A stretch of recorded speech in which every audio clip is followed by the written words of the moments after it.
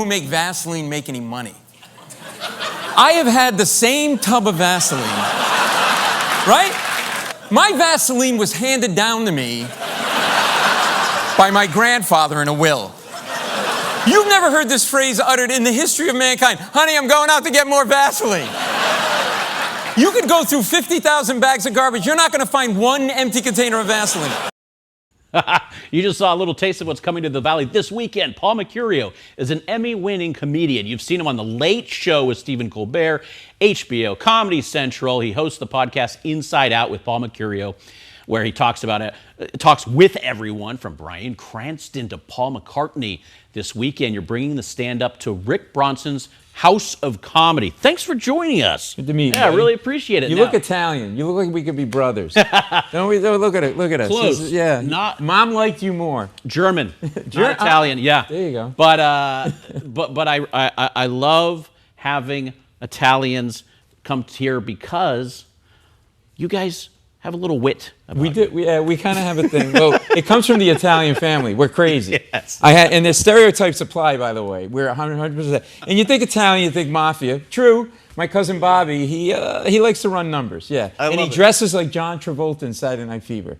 And he's always standing on the street corner. Like, hey, how you doing? How you doing? And the legs are always moving. Yes. Like it's got a live snake in it. It's in the culture. And you were also a banker on Wall Street. Yes. And you had a chance meeting with Jay Leno. Yeah. And that changed everything. Yeah. You always had this thing about you, but then something snapped. What was it? I was a big drinker. No. I'm practicing law in New York City. By the way, this guy's so annoyingly tall. I am so short. He's our director. He's a great guy. Okay, he's good.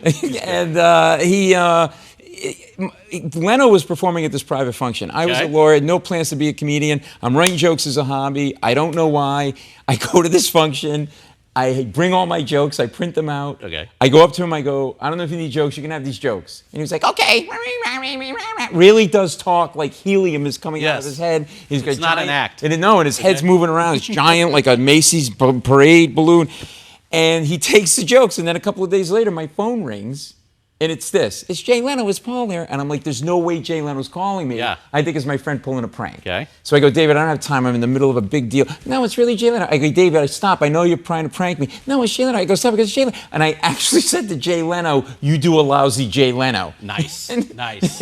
and could have been the final words. Yeah, exactly. And people always ask me, like, did you know you were going to be a comedian? I'm like, no. They're like, were you funny? I'm like, well, I was always the funniest lawyer in my law firm. Okay, which doesn't say much. Right, it's like saying you're the sexiest IT guy. You know, it's not really saying a whole lot. You also have family material, including your 92-year-old mom who was not happy about being forced into retirement.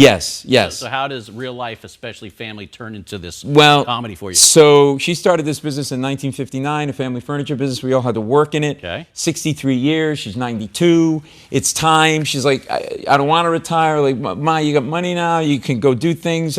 We'll take you to the senior center. She goes, I'm not going to go there. Those people are old. I'm like, you're old. You're 92. What are you going to go skydiving with Taylor Swift? You're old. And she won't buy anything. Like, she grew up in the Depression. You couldn't work with her because she couldn't hear. She has bad hearing.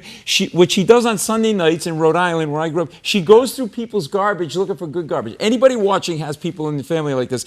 And she finds stuff that's broken that needs to be fixed. She found her hearing aid in the garbage. Okay. And it whistles all the... It's like, yeah, it's like talking to a tea kettle in a house dress, okay? It's brutal.